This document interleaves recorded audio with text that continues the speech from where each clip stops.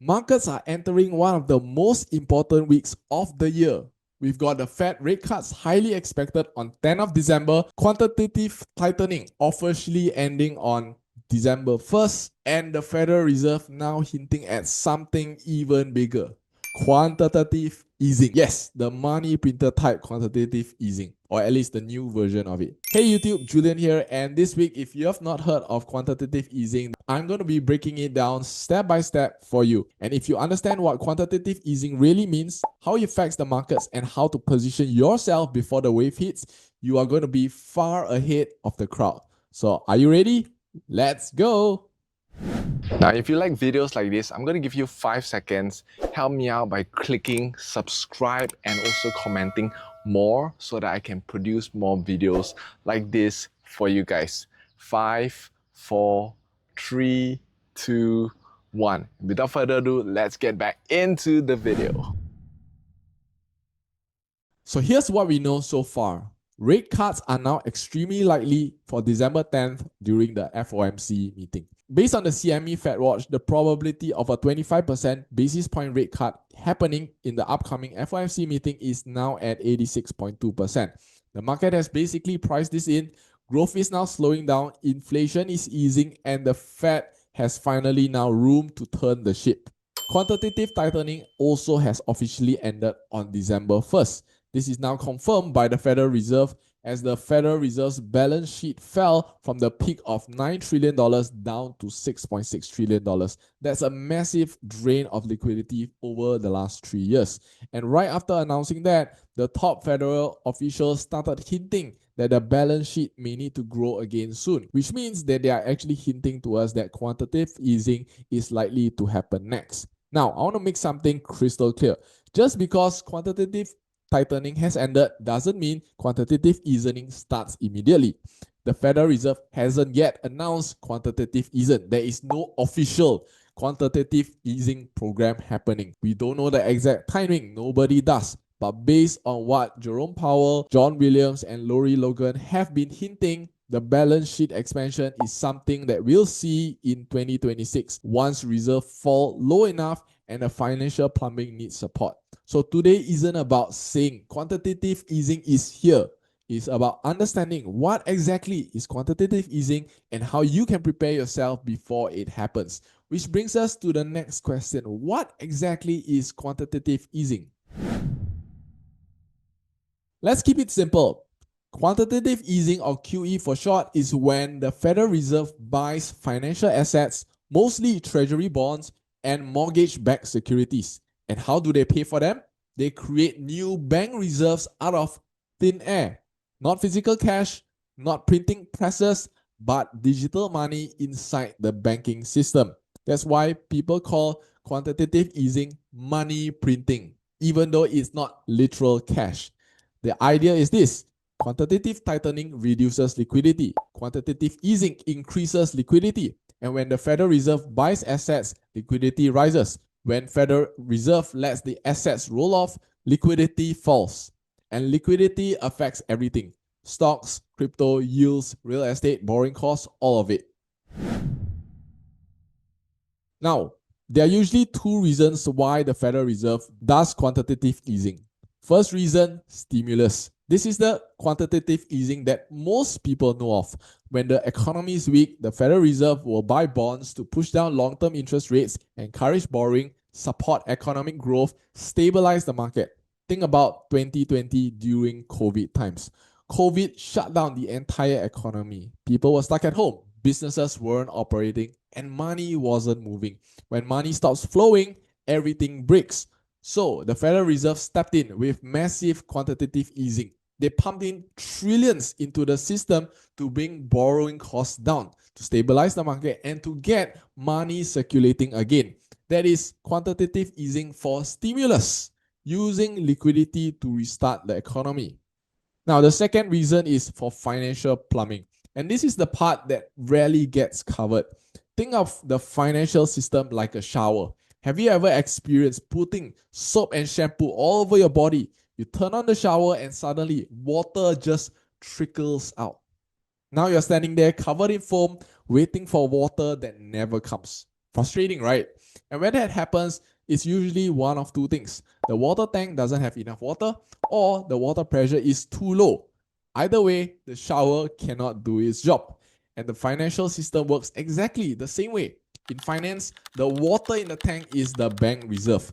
That's the liquidity banks use to lend each other to keep repo market stable and to maintain the flow of short-term funding. If reserves fall too low, you get repo rates spiking, stress in the money markets, and banks struggling to borrow overnight. This is the financial version of a weaker shower pressure. You still need to rinse off, but the water is barely there. So what fixes the pressure? You need the shower pump. In your house, the solution is pretty simple. You turn on the pump pushes more water through the pipes so the pressure rises again. And guess what? This is exactly what the Federal Reserve is going to do. The Federal Reserve's job is to keep enough water, enough reserves inside the system so everything flows smoothly. That's the reason why New York Federal Reserve President John Williams said, I expect it's not going to be long enough before the balance sheet needs to grow again. Federal Reserve President from Dallas, Lori Logan, says if repo rate stays high, the Federal Reserve needs to start buying assets again. So the Federal Reserve steps in, turn the pump back on by adding reserves to the system. And that process of adding liquidity, this is what we call by quantitative easing. Now, is this the first time that the Federal Reserve has to fix the pipes? Not at all. Back in September 2019, the financial system suddenly ran low on bank reserves, meaning that there wasn't enough cash for banks to lend each other overnight. And the stress showed up immediately on the repo market. Now, what is this repo rate? Basically, the repo rate is the interest rates that big banks and institutions pay to borrow cash overnight using treasuries as collateral. Take note, this is not to be confused with mortgage rates, credit card rates, or Federal Reserve fund rates. It's part of the plumbing. So that day, what happened is that the repo rates didn't just rise, they exploded from about 2% to over 10% in just a matter of hours. Why? Because two things hit at the same time. Huge corporate tax payments drained the cash out of the system, and also a large treasury settlement increased demand for short-term financing. Basically, too much demand, not enough reserves, and you get an instant liquidity crunch. So what did the Federal Reserve do? On September 17, 2019, the New York Fed stepped in, created new reserves, essentially injecting fresh liquidity into the system. This is what we call as the digital version of printing money. And just like that, repo rates normalized and the plumbing started to stabilize. So here's what quantitative easing does every single time. Liquidity rises, and when liquidity rises, banks can then start lending more, businesses can borrow more, and money starts flowing through the economy again. And when people have more money and borrowing gets cheaper, they start to invest more. That's why quantitative easing oftentimes leads to a rising market. Second thing that happens is the yields will start to fall. When the Federal Reserve buys bonds, it pushes the price of those bonds up. And when the bond price goes up, yield, which is basically the return that you get from holding the bonds, starts to go down. Which leads us to number 3, risk assets take off. Think about this. If the safest investment in the world, the US Treasury, is now paying you less money, what do you think investors are going to do? They start to look for better returns elsewhere. And where do they find that higher returns? Basically, your tech stocks, growth companies, gold, crypto, any other riskier and faster growing investment that gives you more returns than the low yield bonds. And that shift alone is the one that pushes markets higher. Now, QE sounds great. More money, more liquidity, markets go up, borrowing gets cheaper. But just like everything in finance, there's going to be a catch. Actually, there's several. Let's break it down in the simplest way possible. Number 1, too much money can create inflation. So when the Federal Reserve starts to pump money into the system, there's suddenly more cash chasing the same amounts of goods and services. So what happens when the demand is high but the supply hasn't changed? Prices start to go up. It's the same reason a concert ticket jumps in value when the venue is small, but everyone wants to go in. So yes, quantitative easing can help the economy, but it can also push up inflation higher if it's overdone. Second thing is this: asset bubbles can form. When borrowing becomes cheap and liquidity is everywhere, people start taking more risks. Stocks start to pump, crypto pumps, housing prices rise, companies start to borrow excessively. Everyone feels rich. Everyone buys more. And when everything goes up too fast, too far, too easily beyond what the fundamentals can justify, this is how bubbles get formed. And Ray Dalio calls this a liquidity-driven bubble. Just like when the Federal Reserve cuts interest rates during the 2022 after COVID, what happened was this: the bubbles burst. As a result, Bitcoin fell 75%. Altcoins fell about 90 to 99%. Crypto exchanges collapsed. NFT market died overnight. Number three, getting out of quantitative easing can be painful. Ending quantitative easing is like turning off the pump. When liquidity flows in, everything feels very good. When the Federal Reserve tries to pull liquidity back out, we will see extreme volatility start kicking in, sell-offs happening, and tighter credit conditions. This is the reason why people say quantitative easing is easy to start, but very hard to end. It's just like giving the system a sugar high, and the crash later that happens can be very rough. All right, now that we understand what quantitative easing is and how it moves the markets, let's talk about how you can position yourself for it. Here are 3 practical steps every investor or trader should follow. Number 1, position yourself where liquidity flows first. When quantitative easing comes back, money doesn't spread evenly. It pours into the high beta parts of the market first, or your tech, your growth, small caps, or even crypto. These sectors are the ones that react the fastest because they are the most sensitive to lower yields and rising liquidity. So don't try to predict everything. Watch where money starts flowing. Enter in tranches, then let the trend confirm the direction before increasing your size as momentum starts to strengthen.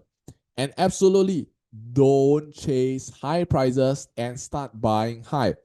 Quantitative easing rallies will be powerful, but they never move in a straight line. Be patient. There will be pullbacks. That's where the best entries usually are. Number 2, keep your risk manageable so you can stay in the game. This is the biggest lesson that most people ignore. Quantitative easing driven market can explode upward, but they can also be sudden 15 to even 20% pullbacks at times. If you over leverage, you will get wiped out even in a bull market. So make sure you reduce unnecessary leverage. Keep extra cash ready. Scale into positions instead of going all in. Let time and liquidity work for you. Remember, your job is not to impress anyone. Your job is to survive long enough to profit. Survive first, profit second.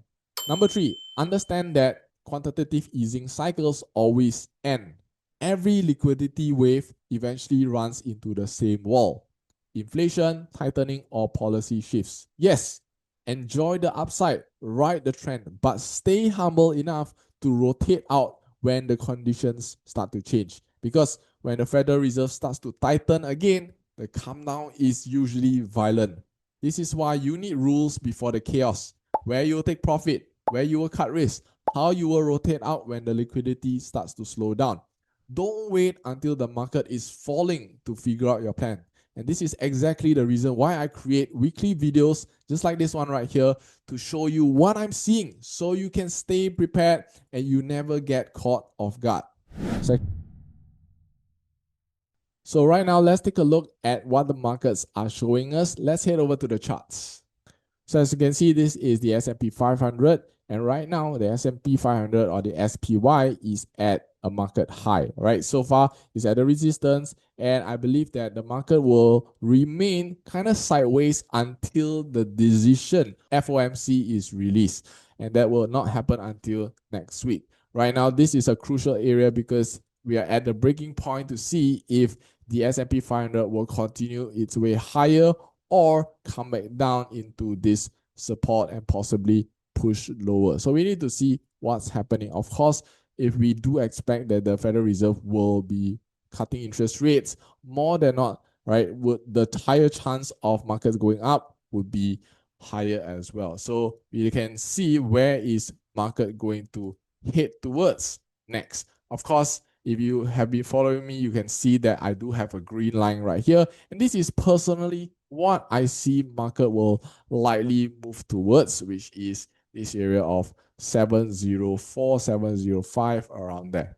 Let's look at the next thing right here, which is the US dollar index. Right here, we can actually also see that the US dollar index have been playing sideways for quite some time. And usually, if we do expect for the markets to have the rates cut, we can expect that the US dollar will tend to get weaker as well. So when the US dollar gets weaker, we can actually see that there is a chance of it going down to this next support right here. And if the markets does push the US dollar down, right, US dollar does get weaker, usually other asset classes that are against the US dollar will tend to rise. Stuff like crypto, right, stuff like your gold, whatever that is against US dollar will tend to go up. So with that said, we want to also start to look at gold right now. As you can see, gold is also playing sideways, and it has been the same way for the last few days, I would say, right? However, as I can still see, market structure does still indicate that it's creating higher lows and higher highs. This area right here has yet to be broken. So this area is going to be very, very crucial, because if market breaks through this area, it's likely that it may go downwards. Why? Because this is going to be a very strong support, or it's a higher low. If market does break through this area, this will then create a lower low, which is an indication that market does have a chance to go down lower. So of course, if you are bullish for gold, you want to see this area be respected. Right now, gold is also kind of struggling to break past this area right here on top, 4240, 4250, around there. So this is going to be a crucial area. If gold is able to break past this area, then there's a chance of it going up to the next area of resistance, which I would say would be around here. Okay, so let's see what is going to happen to gold. Of course, when the rate cuts happen, chances of liquidity going to other parts of the market, like other asset classes like gold, would be there as well. So just take note of that. Okay, so next I'm actually going to go through a request by Melvin69, who actually requested me to predict silver and to analyze silver. So here you go. Shout out to you, Melvin. Let's have a look at what's happening in silver. So right now we can actually see that silver has been pushing up really, really strong. Essentially, it has broken through this high right here, went up even further, creating higher highs. Right now, silver is also has been playing sideways for some time while waiting for the decision of FOMC. But what I foresee is that silver does have a chance of going up higher, right? Possibly it may retrace down before pushing up higher. But where I've looked for silver to go to next would be at least $60. That's the nearest area. Of course, we are almost there already. We are at 58. This would be the nearest target that I foresee silver to go to before pushing up even higher. Next, let's look at the Mag 7 stocks. Let's start off with Amazon first. So here you go. This is Amazon, and right now Amazon is playing within this level of support. It has reached this level of resistance, but has a minor pullback right here. So I foresee that Amazon will continue to play within this level of support and resistance. If it actually wants to go up, it has to push above this resistance, continue its way to its all-time high. But if doesn't, it may also likely come down to this area of support right here. All right, let's look at Apple next. As you can see, Apple has broken out of this level of resistance, and it has actually reached my target area of about 282 that I have always been talking about even in previous videos. Again, if you guys have been following me, right, sometimes I give these predictions on where the prices would go, and I would say that most of the time it actually always hit. So right now, since Apple has already reached the target area, what is going to happen next? This is what I feel, what I predict, or what I see based on the charts. Right now, it's actually coming back as a retracement, as a pullback, back to this level of support right here before continuing its way up. And if it does break through this current high right here, my next area of prediction for Apple to go to would be roughly around 290 based on the technical analysis. So if you've been following me, you know what to do. Next, let's take a look at Microsoft. Microsoft has been playing sideways for the most part, has been going between this level of support and resistance. And again, in order for it to break through either to the upside or to the downside, it has to break through this level first. If it wants to come down, it has to break through this level before continuing its way down. So let's see what's happening to Microsoft soon. Next, I want to cover Google. Google has also flown through the roof and has been almost at its all-time highs back again. Right now, it's playing within this level right here. And for Google to continue its way higher, which I clearly think that it should, right? It would. This would be an area that it has to break first. I can see that Google does have a chance to go down slightly as a retracement, possibly to around this area right here. Let me mark it out, right? Before it continues its way up again. And my next area for Google would be thereabouts this area 337. This is the closest that I think Google will need to hit before it can continue its way higher.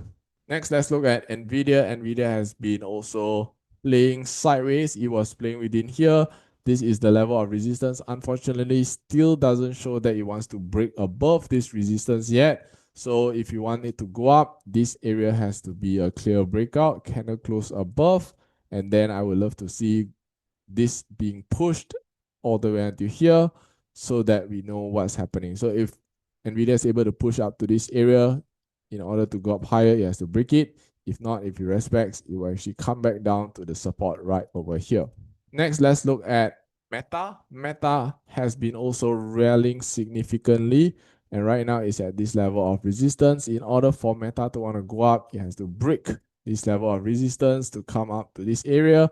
If not, it will actually likely come back down to this level of support. It's going to be playing sideways until another push comes up, but I do see that Meta does have a strong indication of wanting to go up. This area here is actually going to be pretty crucial because this area here, okay, because this was a former support, currently breakout, this is going to be a resistance. So I would love for Meta to be able to break past this resistance to continue its way up, right? If it doesn't, you can see again, like I mentioned, Meta has a chance of continuing its way down. So this is going to be a very crucial area for those of you who are holding Meta, right? Especially if you're long Meta, this is what you want to see. Next, I want to look at Palante as well. As you can see, Palante has also been pushing up massively. Right now, it's at the next level of resistance. So this area here would be a determining factor of if Palante were to go up higher to its all-time highs, if this area is able to break. But if it doesn't and it respects, you can likely see that Palante has a chance to go back down to the next level of support. I want also I want to also take this opportunity to go through some Bitcoin. And if you look at it from the bigger time frame perspective, Bitcoin has been playing sideways. Yes, there was a massive push from here.